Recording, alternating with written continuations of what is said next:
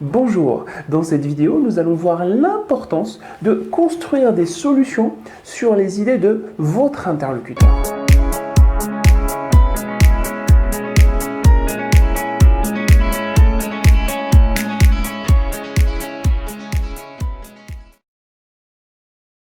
Que faire quand votre interlocuteur avance une proposition qui contient des éléments acceptables pour vous et d'autres qui ne le sont pas? Qu'est-ce que vous faites? Vous acceptez, vous refusez, carrément vous proposez autre chose? Eh bien, dans ce genre de situation, notre première impulsion consiste à nous focaliser sur les inconvénients de la proposition et à exprimer notre rejet. Voici un exemple de ce qu'il ne faut pas faire. Eh bien, nous avons presque terminé. Il nous reste juste un dernier point concernant les modalités de livraison. Ah oui, c'est vrai. Voici ma proposition. Nous aimerions une livraison à Orléans programmée avant le 20 du mois. Normalement, on ne livre qu'à Paris. On peut faire un effort et vous livrer à Orléans. Maintenant, le 20, ça va être difficile. Disons plutôt le 25. Aïe, le 25, ça ne m'arrange pas beaucoup. Vous ne pouvez pas avant le 25? Non. Déjà, nous allons exceptionnellement changer notre destination pour vous. Si en plus, nous devons le faire pour avant le 20, bon ben, ok pour le 25. Il me livre à Orléans, c'est déjà ça.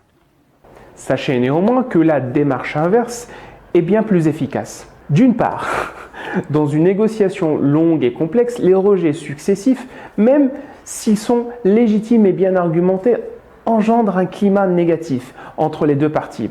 La chose qu'il faut absolument éviter. Et d'autre part, une variation de sa propre idée est beaucoup plus difficile à rejeter par votre interlocuteur qu'une proposition basée sur vos idées. Donc, pour résumer, si votre interlocuteur vous avance une proposition qui contient des éléments acceptables et d'autres inacceptables pour vous, alors dans un premier temps, commencez par exprimer votre accord sur les éléments acceptables. Cela mettra indirectement en valeur l'idée de votre interlocuteur, ce qui pourra le conduire au passage à se montrer plus coopératif par rapport aux éléments de divergence. Et dans un second temps, suggérer l'amélioration ou le remplacement des éléments qui ne sont pas acceptables pour vous. Je vous propose de reprendre notre exemple précédent et de voir ensemble ce qu'il faut plutôt faire. Eh bien, nous avons presque terminé. Il nous reste juste un dernier point concernant les modalités de livraison. Ah oui, c'est vrai. Bon, je ne vais pas faire de proposition directe. Je vais d'abord l'encourager à faire une, puis l'adapter. Qu'est-ce qui vous arrangerait le plus, monsieur Leblanc? La seule destination de livraison que nous pourrons vous proposer, c'est Paris. Je préfère Orléans. Vous prenez quel chemin pour arriver à Paris? La Nationale 20. Vous passez donc par Orléans avant d'arriver sur Paris? Oui. Vous pouvez donc nous livrer à Orléans? Oui. Du moment que c'est sur mon chemin, oui. Ça m'arrange presque. Ah ok, et vous pouvez livrer pour quand? Pour le 25 du mois en cours. Aïe, le 25, ça ne m'arrange pas beaucoup. Le 25. Le 23 si vous voulez. Disons le 20. Non, là ça va être difficile. Justement, c'est parce que c'est difficile que nous faisons appel à vous, monsieur Leblanc. Oui, mais tout de même.